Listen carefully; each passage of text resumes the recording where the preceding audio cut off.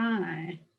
Today, I thought I would talk to you about hormones, a little bit of what they are, and how they get affected by various things, by um, perimenopause, menopause, environmental toxins, etc. So what are hormones? Hormones are your body's chemical messengers. So they're produced in your endocrine glands, and they're quite powerful chemicals. They travel around your bloodstream and they tell your tissues and your organs what to do. They also help control many of your body's major processes like metabolism and reproduction. So when you have a hormone imbalance, you've got too much or too little of a certain hormone. Even tiny changes can have serious effects throughout your whole body. So think of hormones like a cake recipe. Too much or too little of any one ingredient can affect the final product. So we've got some hormones that fluctuate throughout your lifetime. And these can just be the result of natural aging, such as perimenopause and menopause, which we'll talk about. And other changes occur when your endocrine glands get the recipe wrong. The human body has about 50 different hormones. Today, we're just going to talk about two reproductive hormones, estrogen and progesterone. So what is estrogen? It's your key female sex hormone. Men have it as well, but not in the same quantity.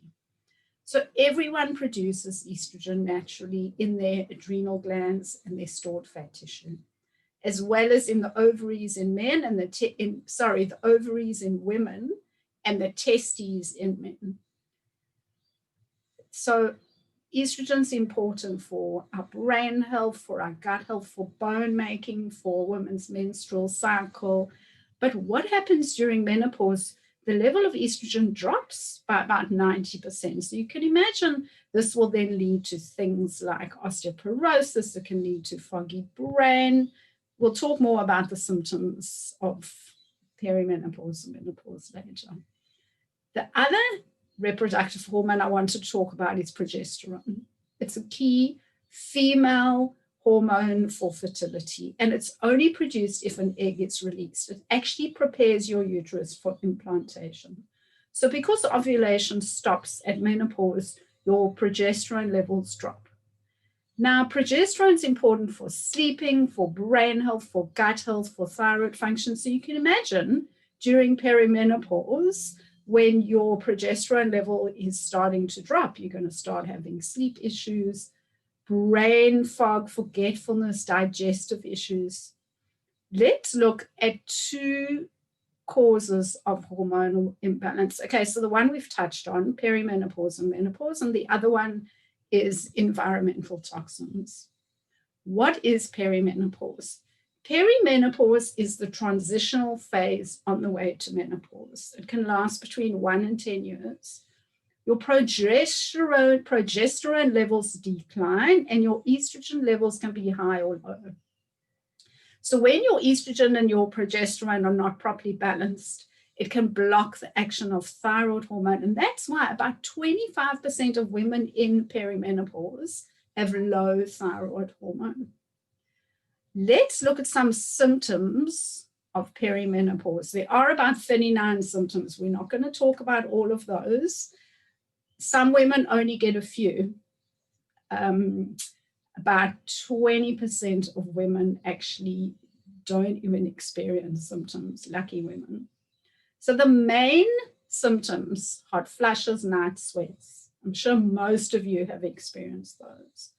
Breast tenderness, weight gain, irregular periods, decreased libido, mood swings, fatigue, trouble sleeping.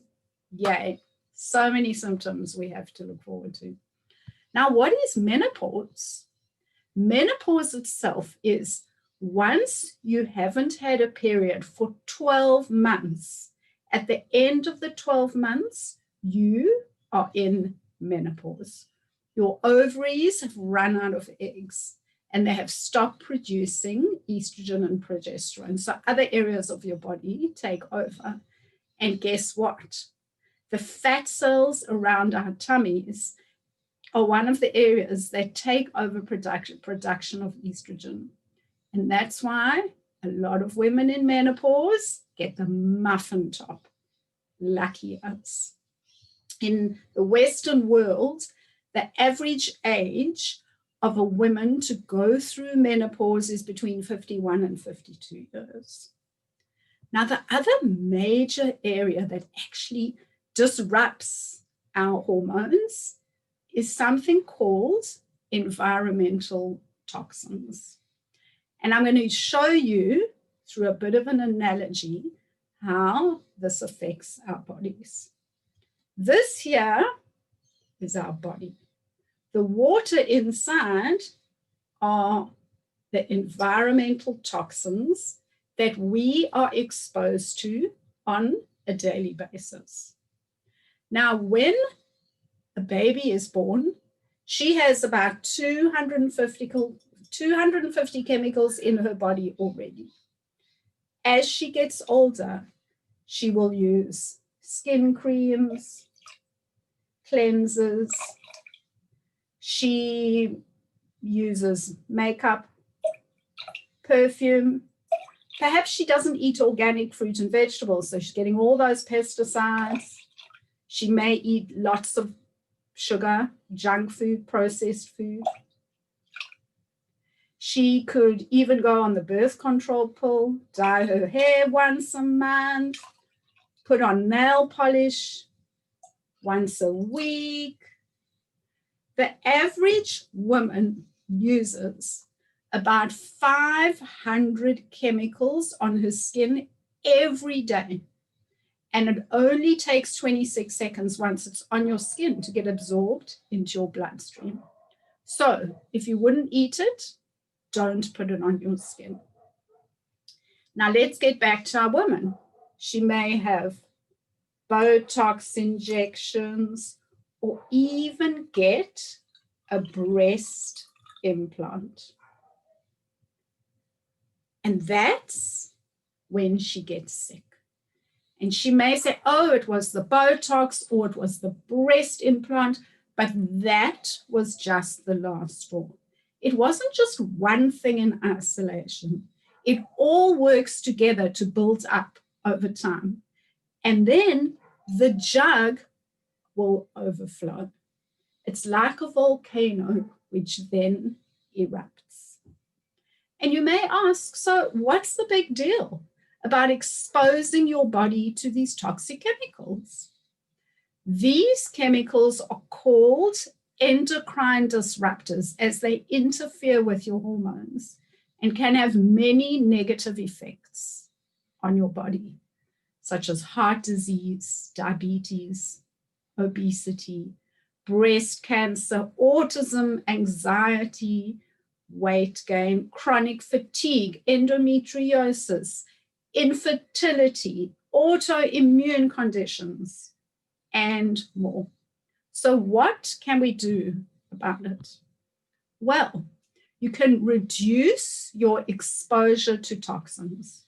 You have choices about what you're putting onto your skin and what you're putting into your mouth. And by doing that, you will have much less chance of disrupting your hormonal balance.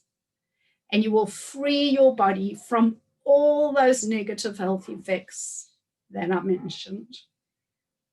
So thank you for listening. I hope that you've learned a little bit today, and into the future, you'll be more conscious of what kind of environmental toxins you are choosing to expose yourself to. Thanks for listening. Bye.